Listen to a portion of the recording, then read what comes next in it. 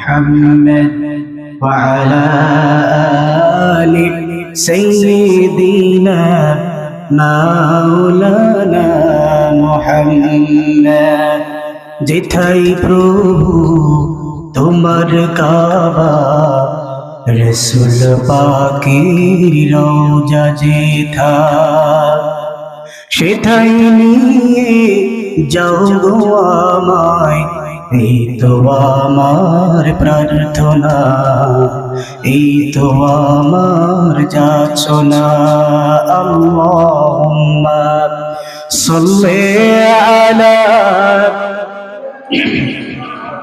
مولانا محمد وعلى آل سيدنا مولانا محمد رسول তোমারই জন্য মন কাঁদে আখি কাঁদে ভুবন কাঁদে শুধু বেদনা হৃদয়ে সে বাসা বাঁধে আল্লাহুম্মা সাল্লি আলা দিনা মাওলানা মুহাম্মদ ওয়া আলা আলি সাইয়্যিদিনা مولانا محمد بلغ العلا بكماله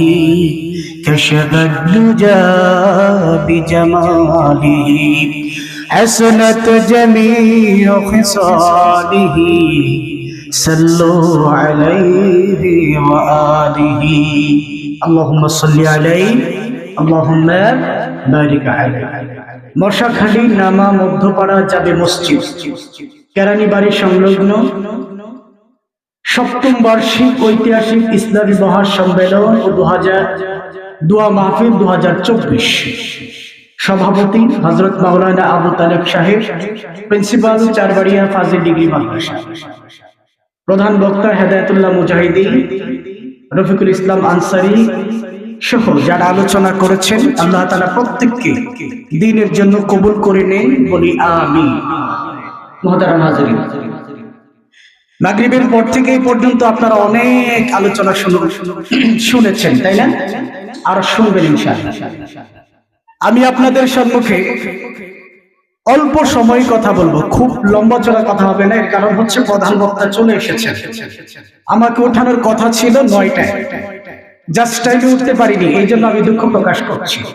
কোনো একটা কারণবশত উঠতে পারিনি।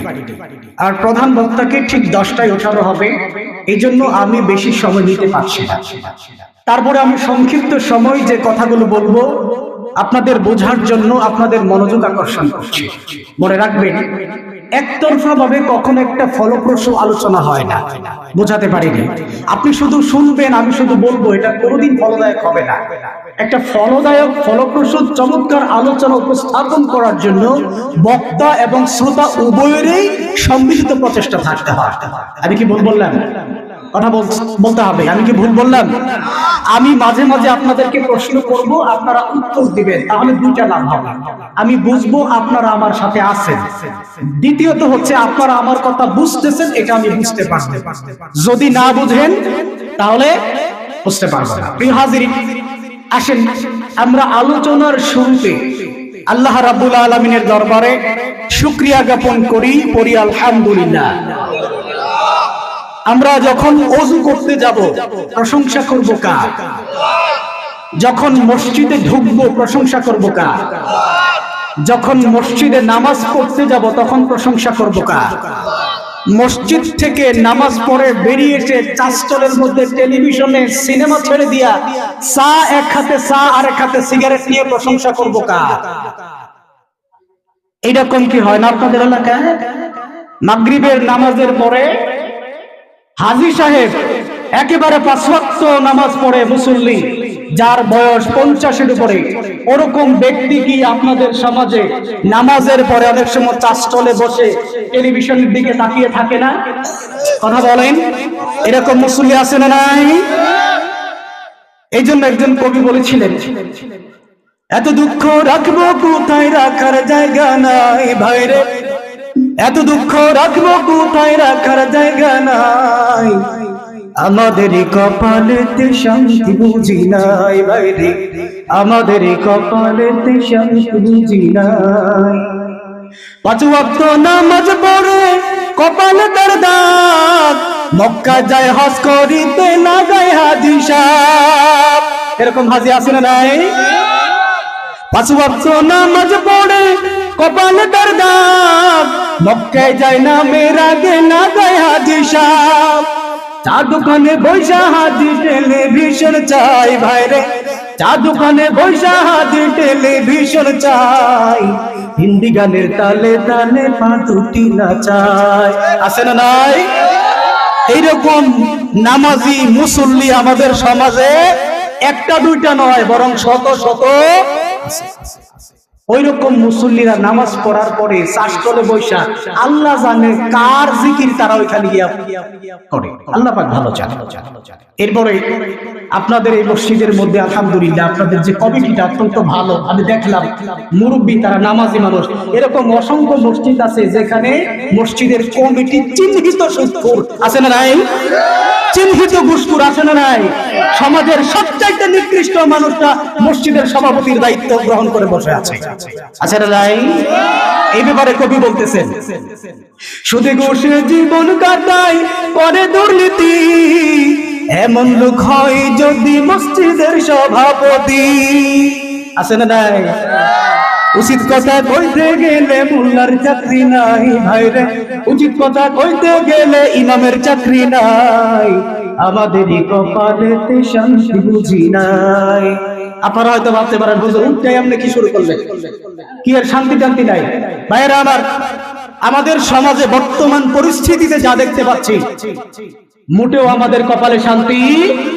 এই যে মাহফিল, এই মাহফিলের মধ্যে যদি আজকে এখানে মমতা আয়েশা যদি একটা যায় গানের মধ্যে একটা টান দিত, কি পরিমাণে যুবক এখানে থাকতো আপনার মনে হয়? অথচ আপনাদের এই মাঠটা এখনো ধুধু মরুভূমির মতো ফাঁকা করছে। 9:30 বেজে গেছে, এখনো পর্যাপ্ত পরিমাণে শ্রোতা এখানে উপস্থিত নাই, বরং পাশেই দোকানের মধ্যে বসে বসে আড্ডা দিচ্ছে। আপনি কি মনে করতেছেন এটা কি শান্তির লক্ষণ? এটা কি শান্তির লক্ষণ? এই মাহফিলের মধ্যে যারা এখনো বাহিরে রয়েছে, আমি অনুরোধ করছি আল্লাহর রাস্তে যথেষ্ট হয়েছে। অনেক চা খাইছেন, অনেক বুলবুলি খাইছেন, পেঁয়াজি খাইছেন, জিলাপি খাইছেন, এবার একটু মাহফিলের ভেতরে আসেন। হতে পারে যে কোনো একটা কথা শুনে আপনার আমলের জন্য জরিয়া হয়ে যেতে। আল্লাহ তাআলা আমাদেরকে কবুল করুক বলি আমিন। সালাতু সালাম পেশ করছি মানবতার মুক্তির দূত প্রিয় নবী মুহাম্মদুর রাসূলুল্লাহ সাল্লাল্লাহু আলাইহি ওয়াসাল্লামের প্রতি। সম্মানিত হাজিরিন, আপনাদের সম্মুখে আমি আমার মূল আলোচনায় ঢোকার আগে ছোট্ট একটা ঘটনা বলে আলোচনায় ঢুকতে চাই। আপনাদের এলাকায় 2-4 দিনের ভেতরে মানুষ মারা গেছে, এরকম হয়েছে? 1 সপ্তাহ হয়েছে। আল্লাহ তাআলা ওই বান্দাকে জীবনের সব গুনাহ ক্ষমা করে দিয়া কবরটাকে জান্নাতের টুকরা বানিয়ে দেখ বলি আমিন। মুহতারাম হাজিরিন, আপনাদের এলাকায় যখন জানাজার নামাজের জন্য লাশটাকে খাটিয়া সামনে রাখা হয়, ওই লাশের সাথে পরনীয় মানে পরনের কাপড় বা পরনীয় যে কাপড় থাকে, এটাকে আপনাদের এলাকায় কি বলে? কাফনের কাপড়। কাফনের কাপড় ছাড়া লাশের শরীরের মধ্যে আরো কিছু থাকে? একবার পাকিস্তানের একটা ঘটনা, এক ভদ্রলোক এলাকার অনেক বড় একজন শিল্পপতি ব্যবসায়ী মানুষ, তিনি তার ছেলের কাছে ওয়াদা করে গেছেন, ওসিয়ত করে গেছেন, বাবা আমার মৃত্যুর পরে যখন খাটিয়ায় আমার লাশ রাখা হবে, জানাজার নামাজ পড়ানোর জন্য আমার বিশেষ ওসিয়ত হলো আমার 1 জোড়া সিরা জুতা আছে, এই 1 জোড়া সিরা জুতা আমার পায়ের মধ্যে দিয়া দিয়ে জানাজা। আপনাদের এলাকায় যদি এরকম পায়ের মধ্যে সিরা জুতা দিয়া জানাজা দিতে আসে, আপনাদের ইমাম সাহেব আমাদের আবুল হাশেম ভাই, উনি কি বলবে যে বলে এটা জানাজা দেয়া যাবে? এটা কি বলবে? তো বাবার ওসিয়ত রক্ষা করতে গিয়ে তার একমাত্র ছেলে পায়ের মধ্যে সিরা জুতা দিয়া নিয়ে আসছে জানাজা পড়ানোর জন্য। ইমাম সাহেব বললেন অসম্ভব, সিরা জুতা দিয়া, সিরা মুজা দিয়া জানাজার নামাজ হয় না। একজন মানুষের মৃত ব্যক্তির গায়ের মধ্যে কাফনের কাপড় ছাড়া একটা বাইটটা পর্যন্ত রাখা যায় না। রাখা যায়? ছেলে বলতেছে, না হুজুর, আমি এগুলো বিশ্বাস করি না। আমার বাবার আদেশ, আমার বাবার সর্বশেষ ওসিয়ত, এটা আপনাকে রাখতেই হবে। কত টাকা লাগবে বলেন, আমি টাকা দেব, তারপরেও সিরা মুজা দিয়েই আমার বাবাকে জানাজা করতে হবে। ইমাম সাহেব বললেন, দেখেন বাবা, এটা তো টাকা পয়সার বিষয় না, ইসলামের বিষয়। ইসলাম যদি অনুমতি দিত তাহলে আমি অবশ্যই সিরা মুজা সহ নয়, বরং অন্য কিছু দিয়ে হলেও আপনার বাবাকে জানাজা দিতাম। বিভিন্ন জায়গায় অন্যান্য ধর্মের মধ্যে এমন কিছু নিয়ম আছে, মৃত ব্যক্তিকে খাবার দাবার পর্যন্ত কবরে দিয়ে দেয়া হয়। অন্যান্য ধর্মে এই নিয়মটা আছে, কিন্তু ইসলাম ধর্মে এই ধরনের নিয়ম।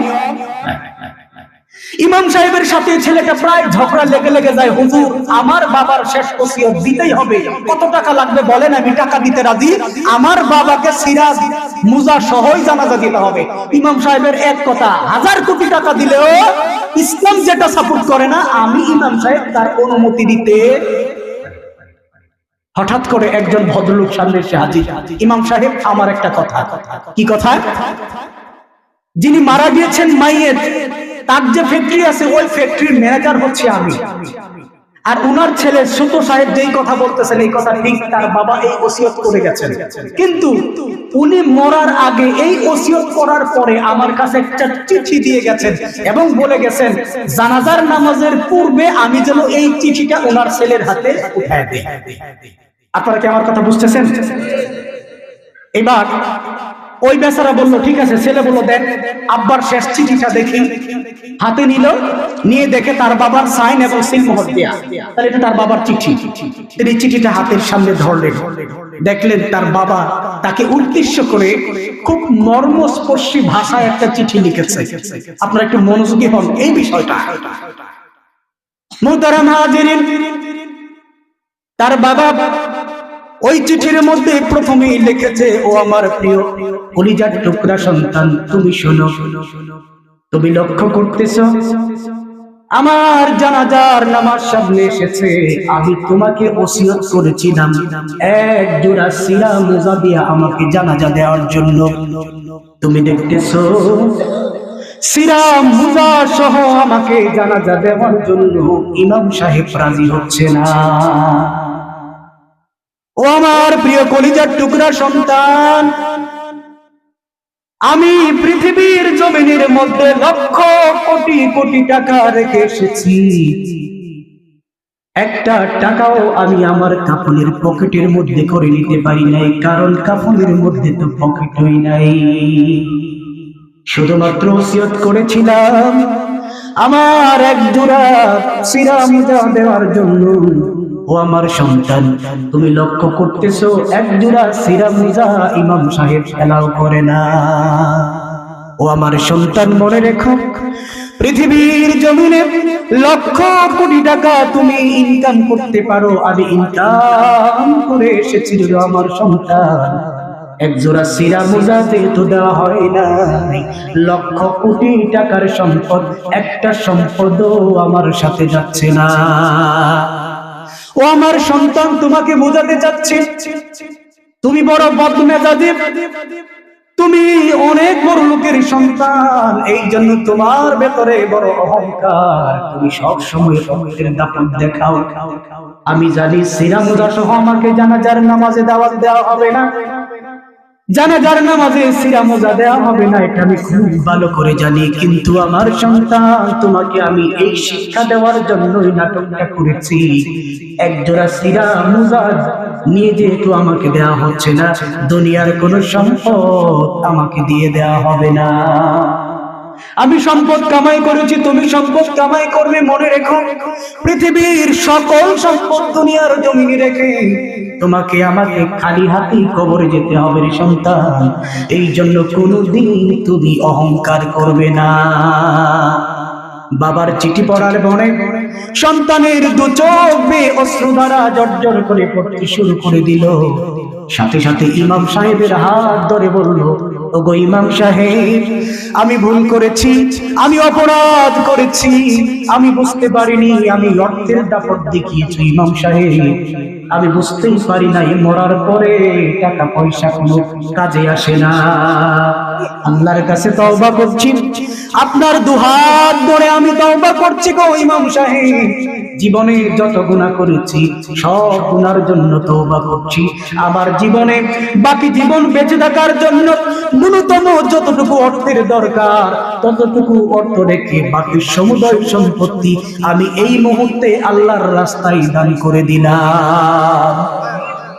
কথা মনে হয় বুঝেন নাই? তাহলে এক জোড়া সিরা পূজা নিয়ে যেহেতু বেড়া যাইতে পারে নাই, আপনার গোয়াল ভরা গরু, ডুলি ভরা ধান, ব্যাংক ভরা টাকা, বিশাল ক্ষেত ইত্যাদি ইত্যাদি কবরের মধ্যে দিয়া দিতে পারবে এরকম কোন গ্যারান্টি আছে কি? অথচ আপনার এই সন্তান, সংসার, ব্যাংক ব্যালেন্স, টাকা পয়সা ইত্যাদির পিছনে ছুটতে ছুটতে আপনার জীবনটাকে আপনি শেষ করে দিচ্ছেন, ঠিক কিনা? একটাবারের জন্য আল্লাহকে ডাকার সময় সুযোগ আপনি পাচ্ছেন না। আল্লাহকে আপনি যে ডাকবেন এই সুযোগ নাই, কারণ ডাকবেন কখন? আপনি তো সংসারের পিছনে সময় দেবেন পাইতেছেন। কথা কি বুঝেন নেই? এই জন্য একজন কবি খুব আক্ষেপের সুরে বলতেছেন, সংসার সংসার কইরা ভবে গো করলি না জিন্দেগি,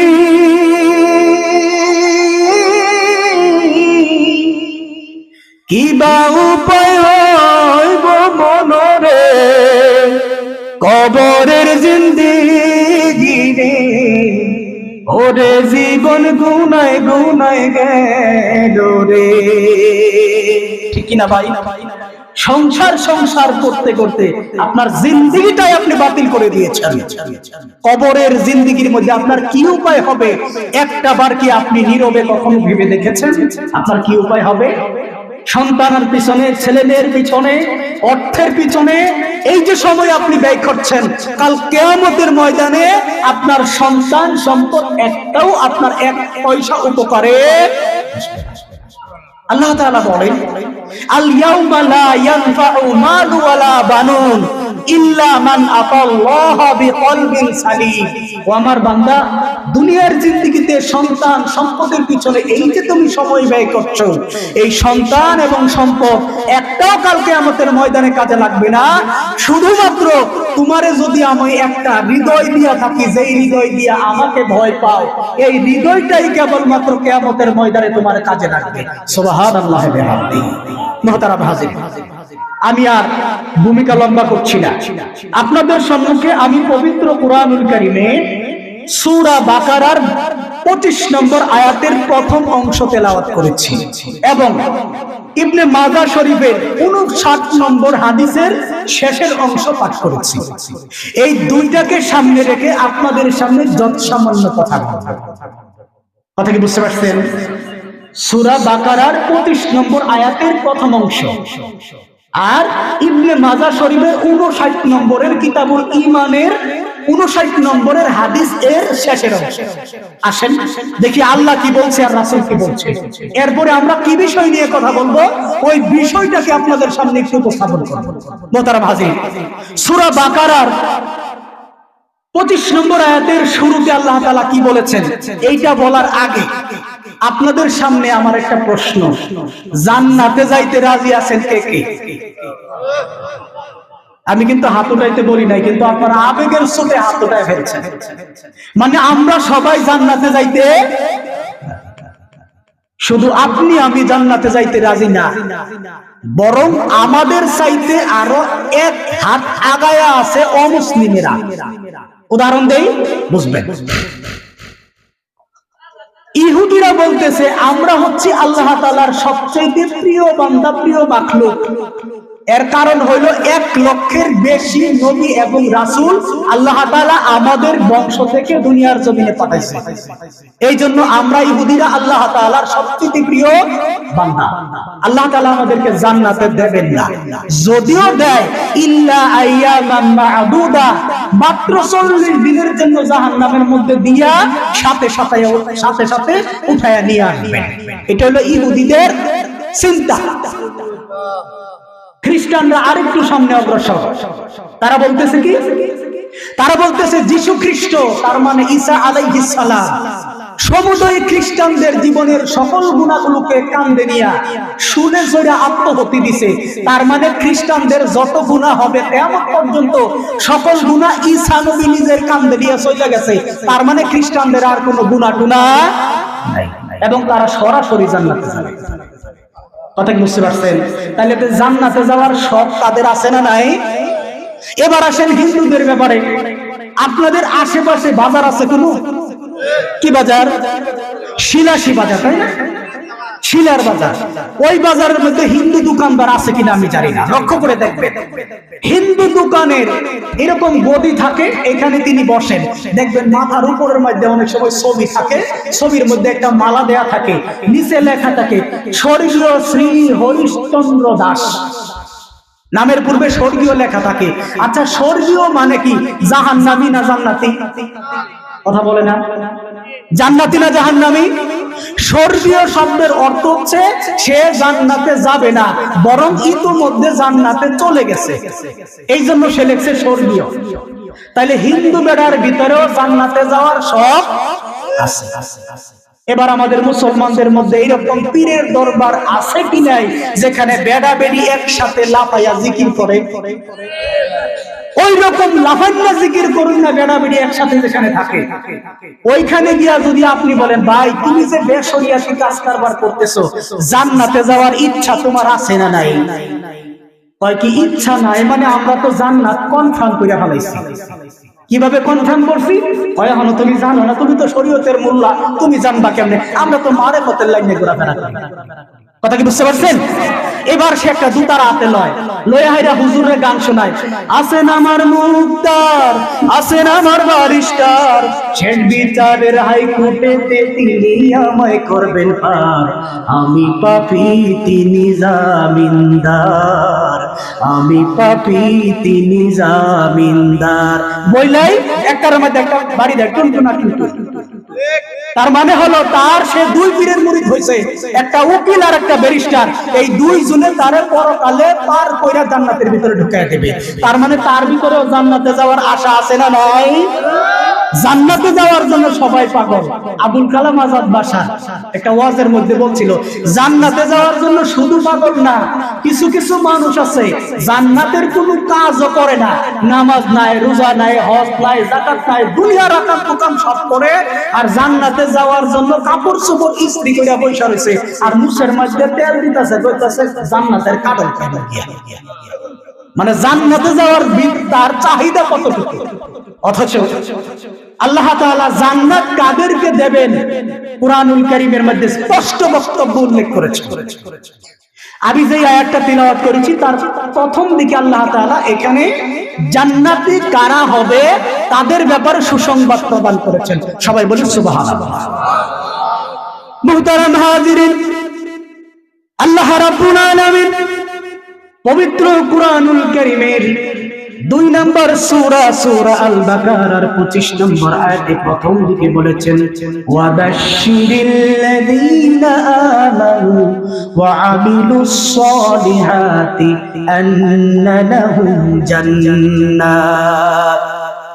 ও আমার বান্দারা তোমরা শুনে রাখো, ওগো আমার প্রিয় হাবিব, আপনি ওই সমস্ত ব্যক্তিদেরকে জান্নাতের সুসংবাদ প্রদান করুন, জান্নাতের সুসংবাদ দিয়ে দিন যে সমস্ত ব্যক্তিদের ভেতরে ঈমান রয়েছে এবং যারা ঈমান আনয়ন করার পরে আমলে সালেহ তথা নেক আমল করে তাদের জন্য আমি জান্নাত রেখে দিয়েছি। তার মানে হলো জান্নাতে যেতে হলে আপনাকে সবার আগে যেই শর্ত পূরণ করতে হবে এটার নাম হচ্ছে আপনাকে ঈমানদার হতে হবে। কথা কি বুঝাইতে পারলাম?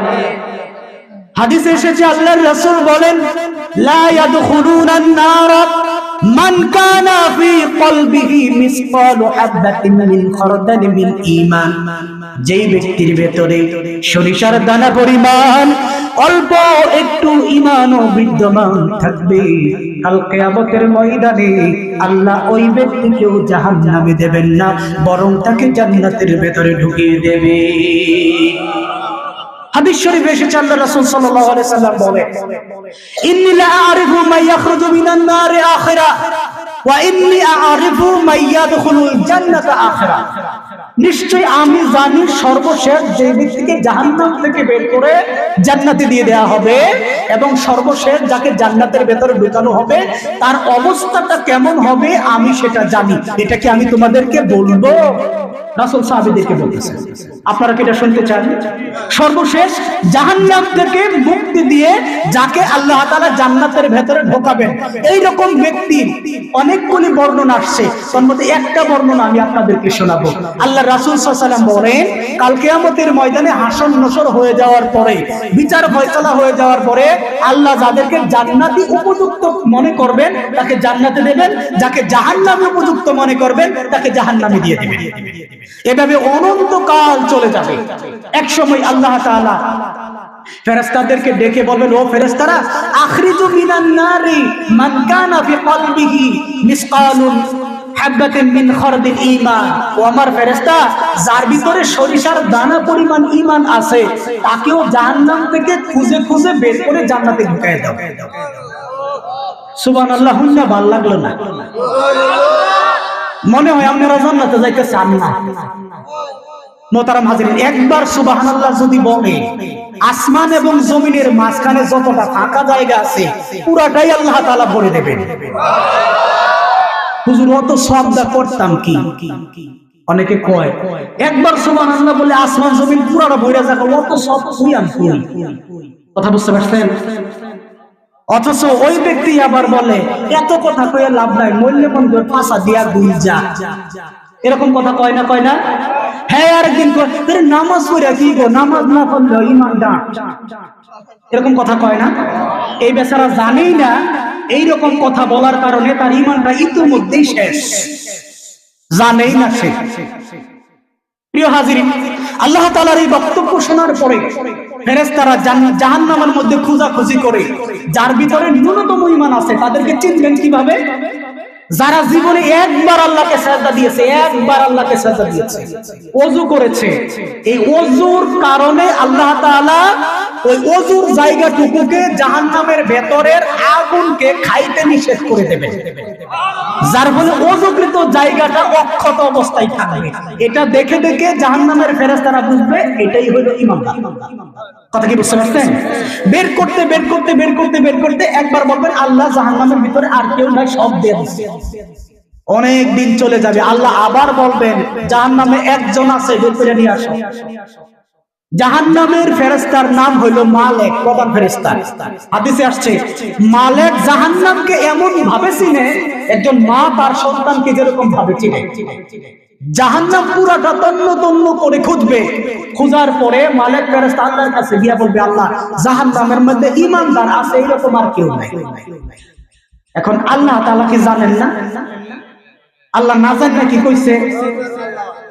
সম্মানিত হাজিরিন, আল্লাহ তাআলা মালেক ফেরেশতাকে ডাক দিয়ে বলবেন, ওগো মালেক, আমার কুদরতি জেহাইনের মধ্যে আছে এখনো একজন ব্যক্তি জাহান্নামের মধ্যে আছে যার দিলের মধ্যে সরিষার দানা পরিমাণ ঈমান আছে, তুমি তাকে বের করে নিয়ে আসো। মালেক ফেরেশতা খুঁজবেন খুঁজবেন, খুঁজতে খুঁজতে অন্ধকার রাতের বেলায় বাজার থেকে আসতেছেন, হঠাৎ করে শুনবেন ব্যাঙে সি সি করে ডাকে, তার মানে তাকে সাপে ধরেছে। সাপে ধরলে গিলতে গিলতে একবারে শুধু মুখটুকু বাহিরে আছে। এরকম সময় অত্যন্ত অস্পষ্ট ক্ষীণ স্বরে ব্যাঙ যেরকম করে সি সি ডাকে, ওই রকম একজন ব্যক্তি জাহান্নামের নিম্ন জায়গা থেকে আল্লাহর নামে জিকির করতেছে, সুবহানাল্লাহ, আলহামদুলিল্লাহ, লা ইলাহা ও লা ইলাহা ও সুবহানাল্লাহ, আলহামদুলিল্লাহ, লা ইলাহা। এই পৃথিবী ওই আকাশে মালিক তুমি রহমান, তোমার দয়া সবার মাঝে নদীর মতো বহমান, লা ইলাহা ও জোরে লা ইলাহা ইল্লাল্লাহু মুহাম্মাদুর রাসূলুল্লাহ সাল্লাল্লাহু। মালিক ফেরেশতা ওই জিকির শুনে শুনে দেখতে পাবে জাহান্নামের লাকড়ির নিচে জ্বলন্ত অঙ্গার ঠান্ডা হয়ে গেলে যেরকম অঙ্গার পড়ে থাকে, কয়লার মতো পুড়ে যাওয়া একজন ব্যক্তি মুখের একটু আবরণ রয়েছে এবং তার মুখ থেকে অস্পষ্ট স্বরে আল্লাহর নামের জিকির ভেসে আসে। তাকে গিয়ে বলবে, ও বান্দা, খুশনসিব, খুশ খবর নাও, আল্লাহ তাআলা তোমার জন্য জান্নাত বরাদ্দ করে দিয়েছেন, ওঠো এবং জান্নাতে চলে যাও। লোকটার অবস্থা এমন হবে, উঠে দাঁড়াবে, হেঁটে হেঁটে জাহান্নাম থেকে বের হবে, এই রকম শক্তি তার শরীরের মধ্যে নাই। এক সপ্তাহ ধরে যদি কারো ডায়রিয়ার সমান তালে বমি হয়, দাঁড়ানোর কোনো ক্ষমতা আছে? এইরকম নিঃশক্তি শরীর নিয়ে উঠার মতো ক্ষমতা যখন তার নাই, হামাগুড়ি দিয়ে আসে, আস্তে আস্তে জাহান্নাম থেকে বের হবে। জান্নাত জাহান্নামের মাঝখানে একটা নদী রয়েছে, যেটার নাম হচ্ছে নাহরুল হায়াত। ওইখানে তাকে চুবানো দেওয়া হবে। নাহরুল হায়ার মধ্যে মৃত কোনো জীবন জিনিসকে যদি চুবানো হয়, আপনার মাসকলাইয়ের ডাল যেরকম চারা গাছ গজিয়ে যায়, ওই রকম করে মৃত জিনিসটা গজিয়ে যায়। লোকটাকে যখন নাহরুল হায়াতে ছেড়ে দেওয়া হবে, তরুতাজা গাছের মতন হয়ে যাবে, তখন আল্লাহ তাআলার ফরমানে লোকটাকে বলা হবে জান্নাতে যাও। সে মনে করবে অনেকদিন পরে এসেছি, ইতিমধ্যে মনে হয় জান্নাত পুরা হয়ে গিয়েছে, আমার জন্য বুঝি জান্নাতে জায়গা নাই। সে বলবে, রব্বুল আলামিন, জান্নাতের মধ্যে গিয়ে কি করব?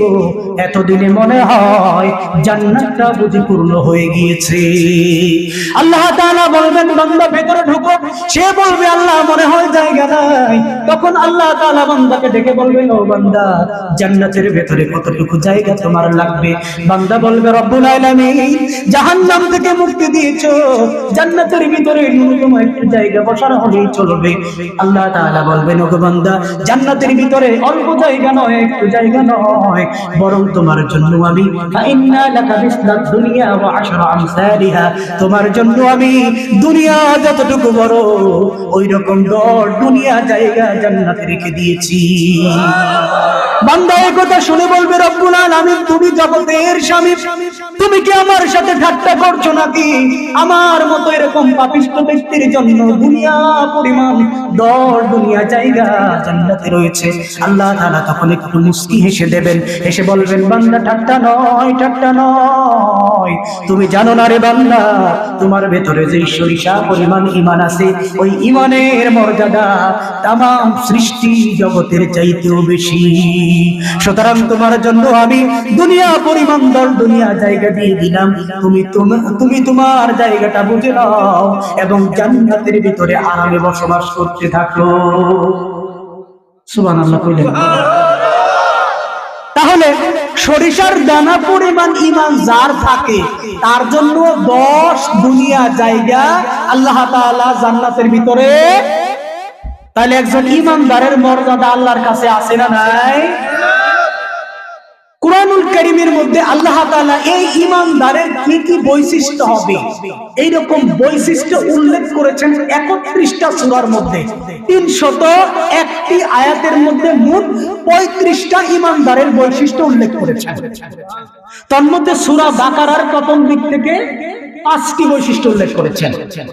তারপরে আপনার সূরা মুমিনুনের প্রথম দিকে 6টি বৈশিষ্ট্য উল্লেখ করেছেন, আর সূরা ফুরকানে 12টি বৈশিষ্ট্য উল্লেখ করেছেন। এগুলো হচ্ছে মৌলিক বৈশিষ্ট্য।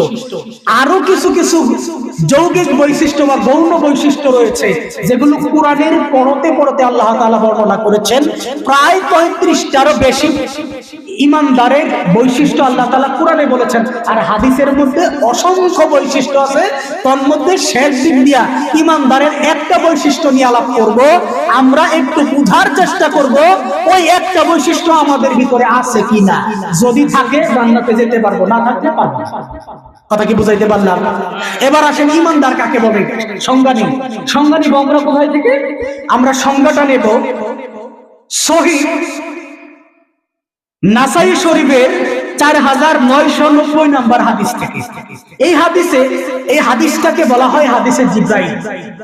হযরত উমর রাদিয়াল্লাহু তাআলা আনহু বলেন, একদিন আমরা রাসূলুল্লাহ আলাইহিস সালামের পাশে বসা ছিলাম, এমত অবস্থায় এক ব্যক্তি আমাদের সামনে এসে হাজির হলো। তার চেহারা খুব সুন্দর, ধবধবে সাদা পোশাক, কুচকুচে কালো চুল। তাকে দেখে আমাদের পরিচিত কেউ মনে হলো না, এমনকি দূর থেকে কোথাও থেকে সে সফর করে আসছে এরকমও মনে হলো না। সে আল্লাহর রাসূলের সামনে বসে গেলেন, আল্লাহর রাসূলের হাঁটু মুবারকের মধ্যে হাত রেখে প্রশ্ন করলেন, আখবিরনি আনিল ঈমান, হে রাসূল ঈমান কাকে বলে আমাকে একটু বলেন। রাসূলের কাছে প্রশ্ন করলেন ঈমান কাকে বলে। কথা কি বুঝতে পারছেন? এবার আল্লাহর রাসূল বলতেছেন, আনতুমিনা বিল্লাহি ওয়া মালাইকাতিহি ওয়া কুতুবিহি ওয়া রাসূলিহি ওয়াল ইয়াউমিল আখির ওয়াল কদরি কুল্লিহি খায়রিহি ওয়া শাররিহি। তার মানে হলো ঈমানে মুফাসসাল পড়ি না, আমানতু বিল্লাহি ওয়া মালাইকাতিহি ওয়া কুতুবিহি, এখানে যে 7টা বিষয় আছে এই 7টা বিষয়ের উপরে দৃঢ়ভাবে বিশ্বাস করার নাম হচ্ছে ঈমান। সুবহানাল্লাহ। আচ্ছা, এই 7টা বিষয় কি আমরা বিশ্বাস করি না করি না? তাহলে আমরা ঈমানদার আলহামদুলিল্লাহ। মুহতারাম হাজিরিন, এখন আমরা কেমন ঈমানদার হব তার আগে আপনাদের সামনে, আপনারা কি বিরক্ত হইতেছেন? আমার কথা বুঝতেছেন?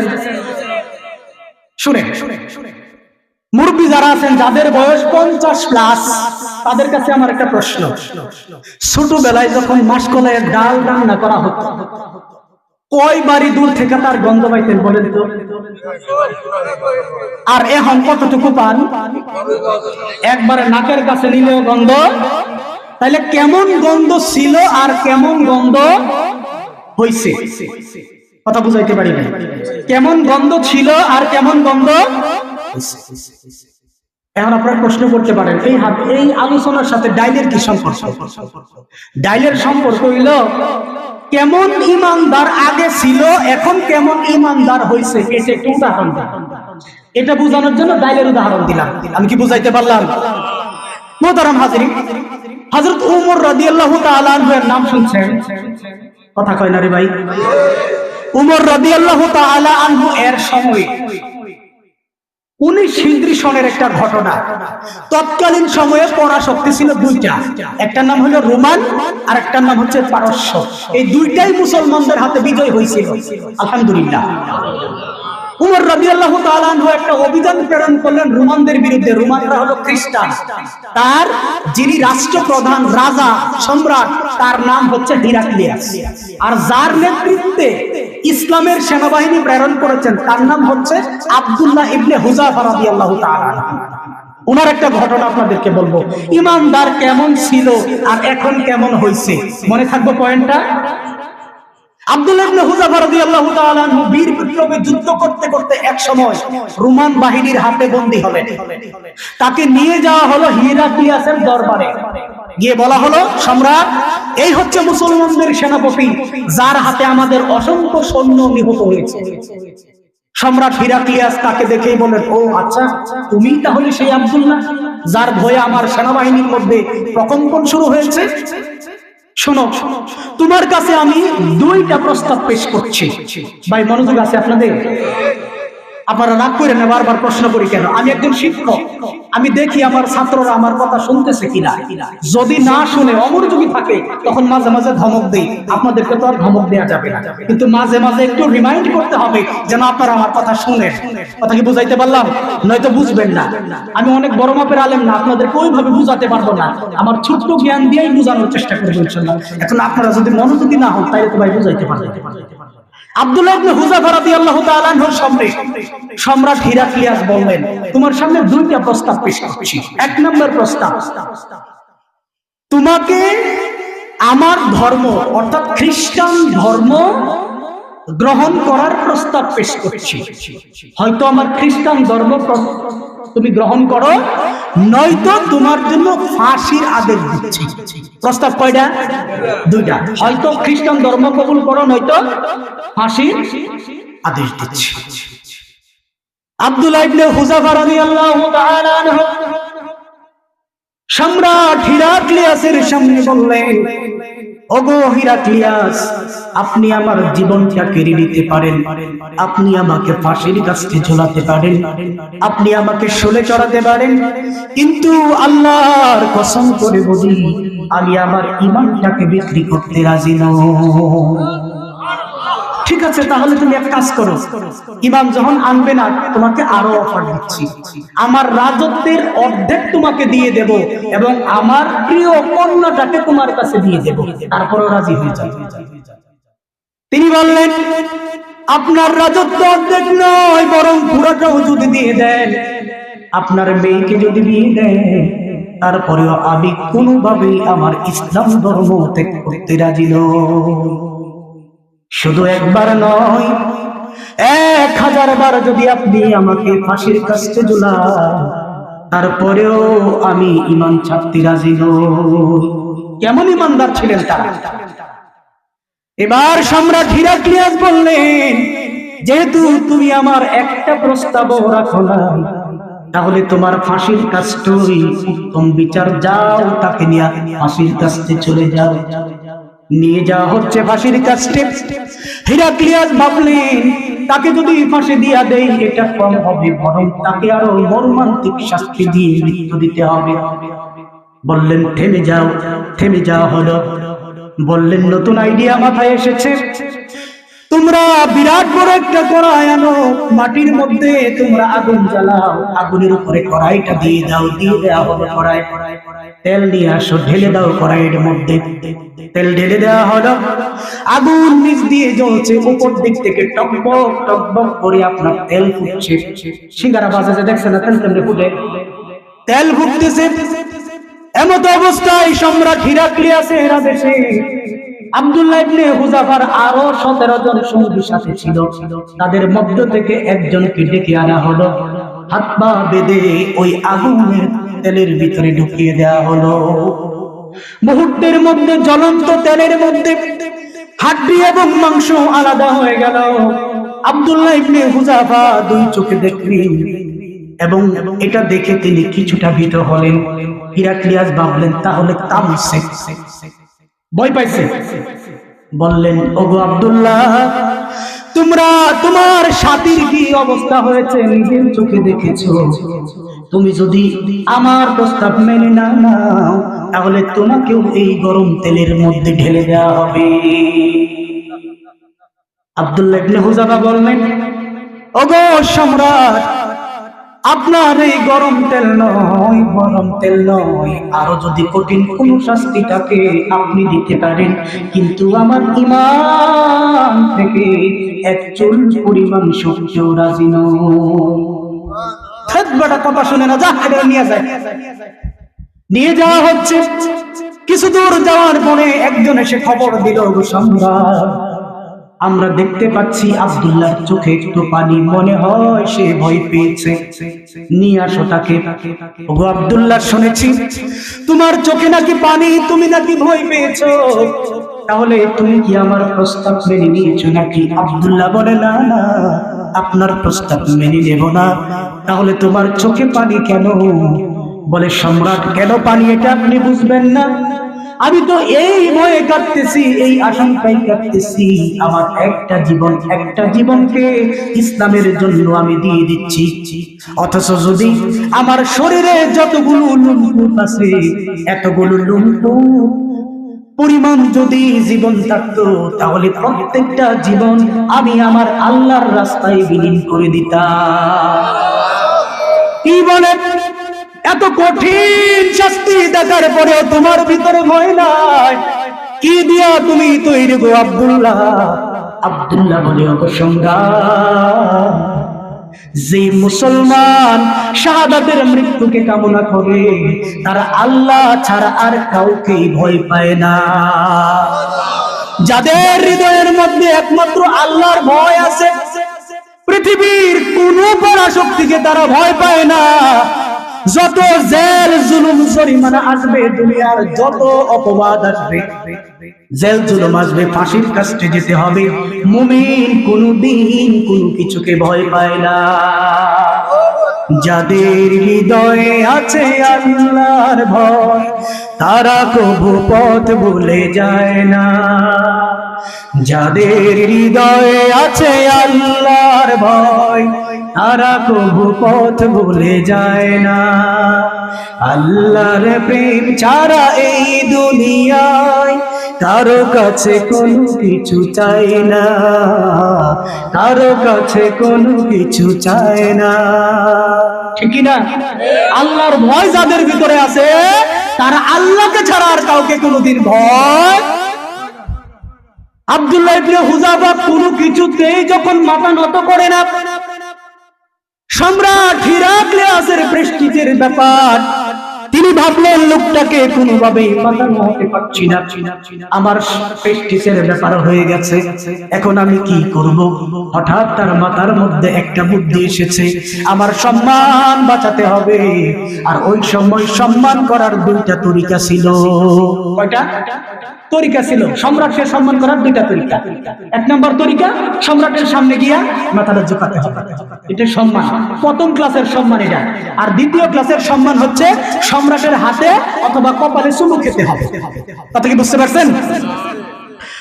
সম্রাট হিরাক্লিয়াস বললেন, আব্দুল্লাহ তোমাকে আমি মুক্তি দিতে পারি, তবে একটা শর্ত আছে, শর্তটা যদি পালন করো। বলেন সম্রাট, কি শর্ত? তুমি যদি আমার কপালের মধ্যে একটা চুমু দাও তাহলে আমি তোমাকে জীবন দীক্ষা দিতে পারি, আমি তোমাকে ছেড়ে দিতে পারি। আব্দুল্লাহ ভাবলেন, সম্রাটের মাথার মধ্যে চুমু দেওয়া এটা তো হারাম কোনো কাজ নয়, এটা দেয়া যায়, তবে আমি একটা চান্স নিব। একটা চান্স নিছে, বলে আপনার কপালে আমি একটা চুমু দিতে পারি, তবে শর্ত হলো আপনি আমাকে ছেড়ে দেবেন। এটাতে আমি আনন্দিত নই, বরং আমার সাথে আরো 17 জন বন্দী আছে, তাদেরকেও যদি ছেড়ে দেন তাহলে আমি আপনার কপালে চুমু দিতে পারি। সুবহানাল্লাহ বলেন। মুমিন কখনো একা জান্নাতে যাইতে রাজি, বরং সবাইরে নিয়ে যাইতে সামনে আইতাছে, সামনে আইতাছে। আমরা যে কয় নম্বরের মুমিন? কোথায় ছিলাম? ডালের গন্ধ কেমন ছিল, এখন হইছে কেমন? মুমিন কেমন ছিল, মুমিন হইছে এটার মধ্যে ছিলাম না ভাই? আমার কথা বুঝতেছেন? আব্দুল্লাহ ইবনে হুযাফা সম্রাটের কপালের মধ্যে চুমু দিলেন, সম্রাট তাকে ছেড়ে দিলেন, সাথে 17 জন। তিনি চলে গেলেন মদিনায় ওমরের দরবারে। সকল ঘটনা ওমর শুনলেন। ওমর দাঁড়িয়ে গেলেন, ওগো আব্দুল্লাহ, তুমি যেই কাজ করেছো তাম পৃথিবীর সকল মানুষ যদি তোমার মাথার মধ্যে চুমু দেয় তারপরেও তোমার ঋণ পরিশোধ হবে না। সুতরাং আমি ওমর, অর্ধ পৃথিবীর শাসক, জান্নাতের সার্টিফিকেট পাওয়া 2 নম্বর ব্যক্তি, তোমার কপালের মধ্যে চুমা দিয়া তোমাকে স্বাগত জানাচ্ছি। সুবহানাল্লাহ বলবেন না? কেমন ইমানদার ছিলেন তারা! কোন ইমানের কারণে মৃত্যুর সামনে থাকা সত্ত্বেও ইমান থেকে এক চুল পরিমাণ অগ্রসর হয়, এক চুল পরিমাণ সরে যায় না। কেমন ইমান ছিল তাদের! হযরত উমরের সময়কার ঘটনা। চলে আসুন আরেকটু পরে। মামুনুর রশিদ, হারুনুর রশিদের নাম শুনছেন? হারুনুর রশিদ, কথা বলেন আরে ভাই। হারুনুর রশিদের সময়কার একটা ঘটনা। বর্তমান সিরিয়ার একটা প্রদেশ, একটা জায়গা, এটার নাম হচ্ছে আর রাক্কা। নাম কি? আর রাক্কা। ওই রাক্কা শহরের যিনি প্রধান বিচারপতি ছিলেন, বিচারক ছিলেন, তিনি অসুস্থ থাকার কারণে 1 মাস যাবত কোর্ট বন্ধ। কথা বুঝতে পারছেন? সম্রাট আপনার আমিরুল মুমিনিন খলিফাতুল মুসলিমিন হারুনুর রশিদের কাছে চিঠি পাঠানো হলো, আমাদের আর রাক্কা বিচারালয় 1 মাস ধরে বন্ধ, কারণ আমাদের প্রধান বিচারপতি অসুস্থ। দয়া করে একজন বিচারপতি দেন, তাহলে আমাদের বিচার কার্য চলে, নয়তো অনেকদিন দইয়া বিচার জমতে বাংলাদেশের কোর্টের মতো হয়ে গেছে। বাংলাদেশের কোর্টের মধ্যে যেই পরিমাণ জমির মামলা রয়েছে, এই জমির মামলা যদি একাধারে দিতে শুরু করে দেয় 40 বছর লাগবে জমির মামলা খারাপ। কথা কি বুঝতে পারছেন? এই পরিমাণ মামলা জমছে। মোহতারাম হাজিরিন, তাহলে এবার হারুনুর রশিদ ফিরতি চিঠি পাঠালেন, আগামী সপ্তাহে তোমাদের এখানে একজন বিচারক আসতেছে। যথারীতি 1 সপ্তাহ পরে বিচারক আসলো। তিনি তার আসনে বসলেন। বসার পরে প্রথমেই একজন বাদীকে নিয়ে আসা হলো, যার বয়স 60 বছরের ঊর্ধ্বে। যার বয়স 60 বছরের উর্দে এমন একজন বৃদ্ধা মহিলাকে দুই হাতে ধরে কয়েদিরা নিয়ে আসলো। তার বিরুদ্ধে অভিযোগ হলো এই মহিলা একটা দোকান থেকে কিছু রুটি আর কিছু মধু চুরি করেছে। ভালো করে বুঝেন, কিন্তু 60 বছরের একজন বৃদ্ধা মহিলা, তার বিরুদ্ধে অভিযোগ সে মধু আর রুটি চুরি করেছে পাশের দোকান থেকে। বিচারক বললেন, মা আপনার এমন কি হলো, আপনার এই বৃদ্ধা বয়সে গিয়ে রুটি চুরি করতে হয় আর মধু চুরি করতে হয়? আপনি কি জানেন না খলিফা হারুনুর রশিদের এই রাজ্যের মধ্যে চুরির অপরাধ কত ভয়াবহ অপরাধ এবং চুরির জন্য কি শাস্তি দেওয়া হয়? বৃদ্ধা মা বললেন, বাবা আমি সব জানি। চুরির জন্য ইসলামের শাস্তি হলো 3টা, হয়তো জরিমানা, নয়তো জেল, নয়তো হাত কাটা। আমি সব জানি, জানার পরেও এমন এক ঝামেলায় পড়ছি যে চুরি না করে আমার কোনো উপায় ছিল। বিচারক বলেন, মা আপনি বলেন আপনার কি হয়েছে, কেন আপনি চুরি করলেন? বৃদ্ধা মহিলা দরদর করে দু চোখ থেকে পানি ছেড়ে দিয়ে বলল, মহামান্য বিচারক, আমি একজন বৃদ্ধা মানুষ, আমার বাড়িতে কোনো পুরুষ লোক নাই। গত একটা সপ্তাহ পর্যন্ত আমার পেটের মধ্যে কোনো দানা পানি যায় না, কারণ কামাই করার লোক নাই, খাওয়াইবো কেডা? শুধুমাত্র তাই নয়, আমার পেটের জন্য চিন্তা ছিল না গো আমিরুল মুমিনিন, আমার পেটের জন্য চিন্তা ছিল না গো বিচারক, আমার বাড়িতে ছোট্ট ছোট্ট নাবালেগ 2টা নাতি রয়েছে, যারা আজকে 3 দিন পর্যন্ত কোনো খাবার খায় না। তাদের শুকনা মুখের দিকে তাকিয়ে আমি আর সহ্য করতে পারিনি, তাই তো বাধ্য হয়ে চুরি করেছি। আমি জানি চুরি করা কত অপরাধ, কিন্তু পেটের মধ্যে খাবার না থাকার কারণে নাতিগুলোর মুখের দিকে তাকিয়ে আমি আর সহ্য করতে না পেরে 60 বছরের ঊর্ধ্বে একজন বৃদ্ধা চুরির মতো জঘন্য কাজ করতে বাধ্য হয়েছি। কথা কি বুঝতে পারছেন? এবার বিচারক বললেন, আজকে আর বিচার করব না, আগামীকালকে যথারীতি বিচার করব।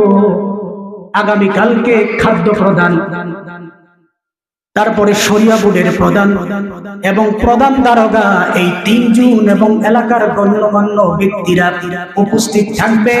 তাদের সম্মুখে আমি বিচারের রায় ফয়সালা করব। এমন যখন অবস্থা পরবর্তী দিন আসলো, মাননীয় বিচারক বিচার কার্য ফয়সালা করলেন। তিনি বললেন, এই মহিলা যে চুরি করেছে সন্দেহাতীত ভাবে চুরি প্রমাণিত হয়েছে, এই জন্য তার উপরে 50টা দুর্রা মারার আদেশ করা হলো। কয়টা বেত্রাঘাত? 50টা। 100 দিরহাম জরিমানা আর 20 দিরহাম দোকানদারকে ক্ষতিপূরণ। কথা বুঝতে পারছেন? যেহেতু বৃদ্ধা মহিলা চুরির কথা স্বীকার করেছে, এই জন্য হাত কাটার বিধান তার উপর থেকে মওকুফ হয়ে গেল। তাহলে তার জন্য কয়টা শাস্তি? 3টা। 100 দিরহাম জরিমানা, রাষ্ট্রীয় কোষাগারে যাবে। 20 দিরহাম চুরি করছে দোকানদারকে দেবে, আর 50টা বেত্রাঘাত তার হাতে মারা হবে। কথা কি বুঝতে পারছেন? কথা বলে নাজিম। বিচারক এবার রায় ঘোষণা করার পরে স্বস্থান থেকে তিনি নিচে চলে আসলেন, বৃদ্ধার কাছে এসে দাঁড়ালেন এবং সেন্ট্রিকে বললেন, চাবুক নিয়ে আসো। সেন্ট্রি চাবুক নিয়ে আসলো। আসার পরে সবাইকে উদ্দেশ্য করে তিনি একটা বক্তৃতা দিলেন, যে রাষ্ট্রের মধ্যে একজন 60 ঊর্ধ্ব বয়সের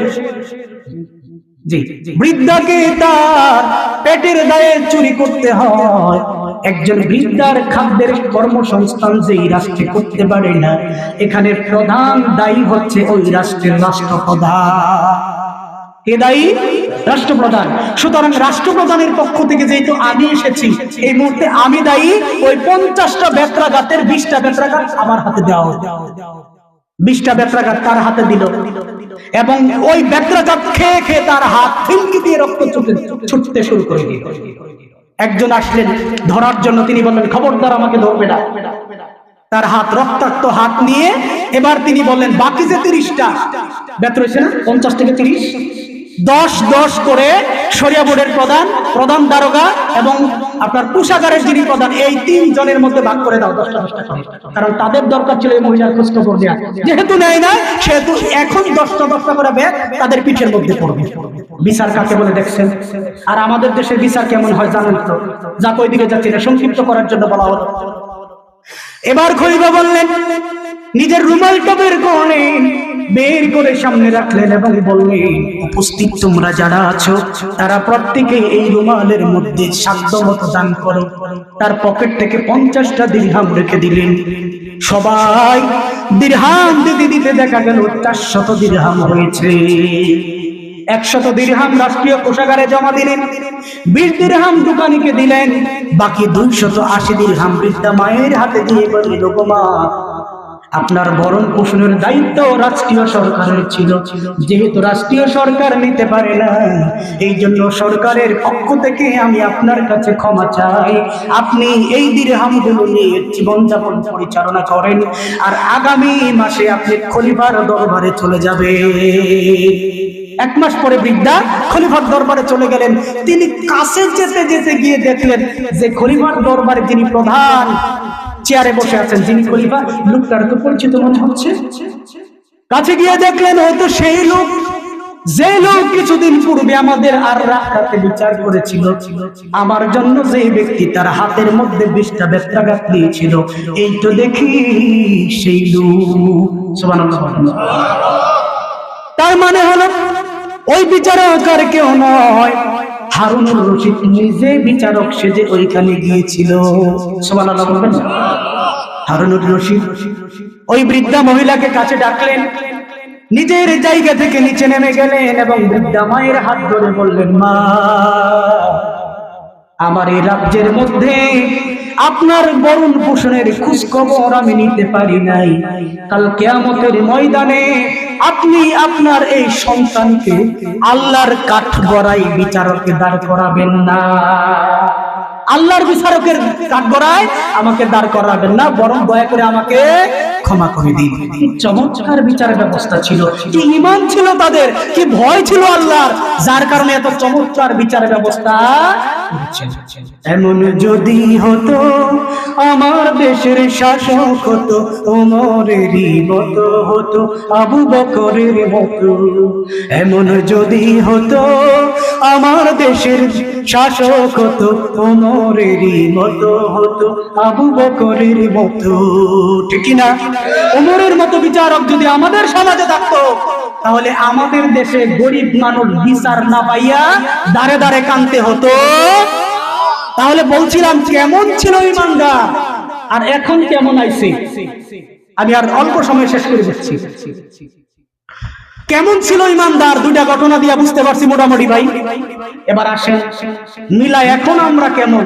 আল্লাহর রাসূল সাল্লাল্লাহু আলাইহি ওয়াসাল্লামের একটা হাদিস, আল্লাহর রাসূল বলেছেন, কথা বলবেন না প্লিজ, শুনেন। আল্লাহর রাসূল বলেন, লা ইউমিনু আহাদুকুম হাত্তা ইউহিব্বা লিনাফসিহি মা ইউহিব্বু হাত্তা ইউহিব্বা লিআখিহি মা ইউহিব্বু লিনাফসিহি। সুবহানাল্লাহ বলেন। অর্থ বলতেছি, আল্লাহ রাসূল বলেন, তোমরা পরিপূর্ণ ঈমানদার ততক্ষণ হতে পারবে না যতক্ষণ পর্যন্ত নিজের জন্য যা পছন্দ করো অপর মুসলমান ভাইয়ের জন্য তা পছন্দ না করো। বুঝেন নাই ঘটনা? আমি আমার জন্য যা পছন্দ করি আমার এই উস্তাদের জন্য তা পছন্দ করতে হবে, এটা ঈমানের দাবি। যতক্ষণ আপনি এটা করতে না পারবেন ততক্ষণ পর্যন্ত ঈমানদার হতে পারবে।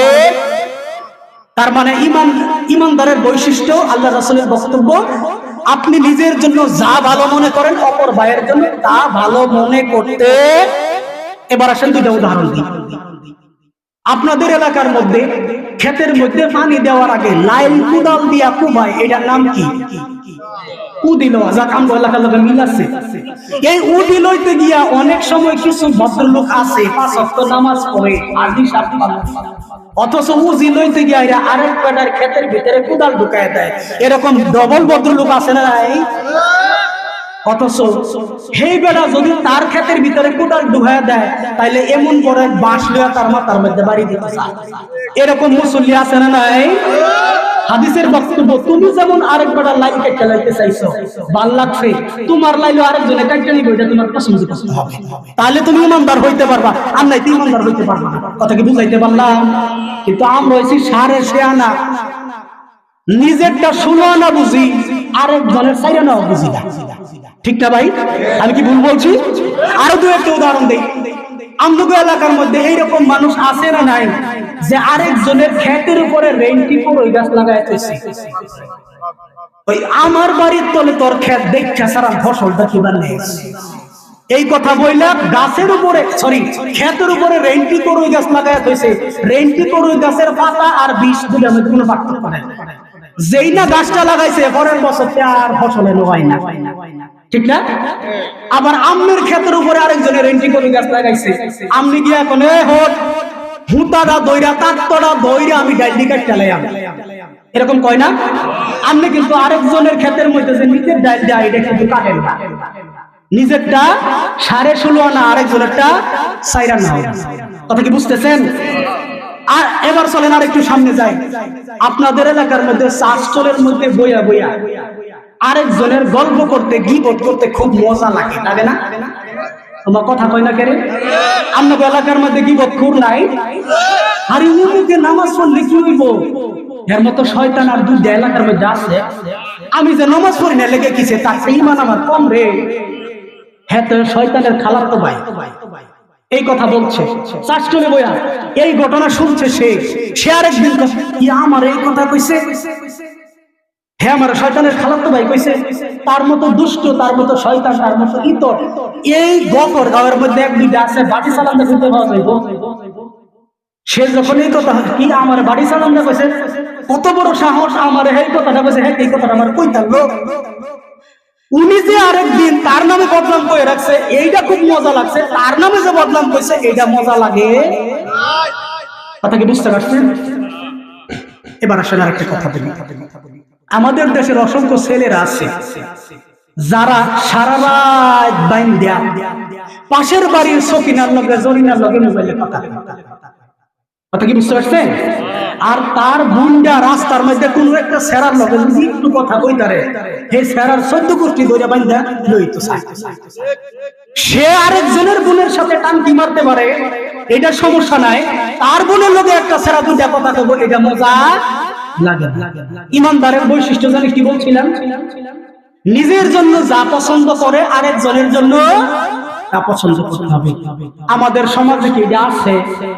নিজের জন্য 16 আনা বুঝে, অপরের জন্য 4 আনা। মোহতারাম হাজিরিন, সর্বশেষ একটা হাদিস বলে আমার আলোচনা শেষ করতে যাচ্ছি। হাদিসটা হচ্ছে এই, আল্লাহর রাসূল একদিন বললেন, আতাদরুনা মানিল মুফলিস, তোমরা কি জানো মুফলিসকে, নিঃস্বকে? আপনাদেরকে যদি প্রশ্ন করা হয় বলেন তো নিঃস্বকে, আপনারা কি উত্তর দিবেন বলেন তো? যার টাকা নাই, পয়সা নাই, বাড়ি নাই, গাড়ি নাই, এই তো নিঃস্ব। কথা বলে না ভাই? সাহাবায়ে কেরাম আজমাইনগণ বলেন, ইয়া রাসূলুল্লাহ, আমাদের মধ্যে নিঃস্ব ওই ব্যক্তি যে ব্যক্তির টাকা পয়সা, দিনার দিরহাম, বাড়ি গাড়ি ইত্যাদি নাই। আল্লাহর রাসূল বলেন, ওগো আমার সাহাবীরা, যেই ব্যক্তির আজকে দিনার নাই, দিরহাম নাই, 2 দিন পরে দিনার দিরহাম হতে পারে। যার বাড়ি নাই, ঘর নাই, 2 দিন পরে বাড়ি ঘর হতে পারে। সে ব্যক্তি নিঃস্ব নয়, বরং নিঃস্ব তো হলো ওই ব্যক্তি যেই ব্যক্তি কিয়ামতের মাঠের মধ্যে এমন আমলনামা ভর্তি নিয়ে যাবে, নামাজের সওয়াব, রোজার সওয়াব, সাদাকার সওয়াব, জিকিরের সওয়াব, কুরআন তেলাওয়াতের সওয়াব, হজের সওয়াব, মানে নামাজ, রোজা, হজ, যাকাত, তাসবিহ, তাহলিল, জিকির, আজকার যা আছে ব্যবস্থা জীবন ভরা করছে, ওইরা এই সওয়াব ভর্তি আমলনামা নিয়ে কিয়ামতের দিন উঠবে। আপনি বুঝতে পারছেন? এইবার রাসূল বলেন, এই সওয়াবগুলোর সাথে সাথে তার কিছু গুনাহ ছিল। এই গুনাহটা হলো, সে এক ব্যক্তিকে গালি দিয়েছিল, এক ব্যক্তির জমি জাল দলিল করে দখল করেছিল, আরেক ব্যক্তির মাথার মধ্যে অন্যায়ভাবে বাড়ি দিয়েছিল, আরেকজনকে গালিগালাজ করেছিল, আরেকজনের নামে গীবত করেছিল। এই রকম গুনাহ নিয়ে সে আল্লাহর সামনে দাঁড়াবে। তাহলে 2 জাতের আমল পাইলাম। এক জাতের আমল নামাজ, রোজা, হজ, যাকাত, তাসবিহ, তাহলিল ইত্যাদি, আরেক হচ্ছে মানুষের হক মাইরা খাইছে, গালি দিছে, তারপর হচ্ছে গীবত করছে, জাল দলিল করে জমিন নিছে, এরকম 6টা না 7টা গুনার কথা আছে। তো আল্লাহ রাসূল বলেন লোকটার যখন জান্নাতের ফয়সালা হয়ে যাবে আমলনামা দেখে, ইতোমধ্যে ওই যে যাদের ক্ষতি করছিল তাদের একজন এসে সামনে দাঁড়াবে, ইয়া রাব্বুল আলামিন, এই লোকটাকে যে আপনি জান্নাতে দিচ্ছেন, এই লোকটা তো পরের হক মাইরা খাইছে, কি করছে তোমার? বলে জাল দলিল কইরা আমার জমিটা দখল কইরা নিছে। এখন তুমি কি চাও? কি আর চাও? জমি তো পাবো না, আমার আমলনামা থেকে, তার আমলনামা থেকে সওয়াব আমাকে দিয়ে দিয়ে। আল্লাহ বলবেন নিয়ে যাও। কিছুক্ষণ পরে আরেকজন আসবে, কি করছে তোমার? রাজনৈতিক প্রভাব খাটিয়ে আমাকে জেল খাটাইছে, আমার মাথার মধ্যে বাড়ি দিছে, থাপ্পড় দিছে, মানুষের সামনে বেইজ্জতি করেছে, আমি বিরোধী দলে ছিলাম, এই জন্য তাকে কিছু বলতে পারি নাই। আল্লাহ বলবেন কি চাও? বলবে তার আমলনামা থেকে সওয়াব চাই, তার আমলনামা থেকে সওয়াব দিয়ে দেয়া হবে। আরেকজন এসে বলবে রব্বুল আলামিন, লোকটা আমার নামে গীবত করেছিল, কি চাও? বলে সওয়াব চাই, নিয়ে যাও সওয়াব। এইভাবে সওয়াব নিতে নিতে তার গোটা আমলনামা এইরকম সাদা ফকফকা হয়ে যাবে। নাউজুবিল্লাহ বলবেন না? এবার কিছু মানুষ এসে বলবে রব্বুল আলামিন, এই যে লোকটা দেখতেছে সে একজন দুইজনের অত্যাচার করে নাই, তার অত্যাচারে পুরা ইউনিয়নের মানুষগুলো ত্রাহি ত্রাহি অবস্থা। যে জালেম থাকে সে কিন্তু একজনের উপর জুলুম করে না, যারে ভাগ তারই জুলুম করে, ঠিক কিনা? এলাকা জুড়ে সবাই জুলুম করছে, আমার এই ক্ষতি করেছে। আল্লাহ বলবেন ক্ষতি করেছে কি চাও? বলে ক্ষতিপূরণ চাই। কি ক্ষতিপূরণ চাও? সওয়াব নাই, সওয়াব শেষ। বলে সওয়াব শেষ, তাতে কি হয়েছে? আমার আমলনামা থেকে গুনাহগুলো তার আমলনামায় ট্রান্সফার করে দেয়। কথা কি বুঝতেছেন? আরেকজন আসবে গুনাহ দেন, আরেকজন আসবে গুনাহ দেন, এইরকম গুনাহ দিতে দিতে একসময় দেখা যাবে তার গোটা আমলনামা গুনাহে ভর্তি হয়ে গিয়েছে।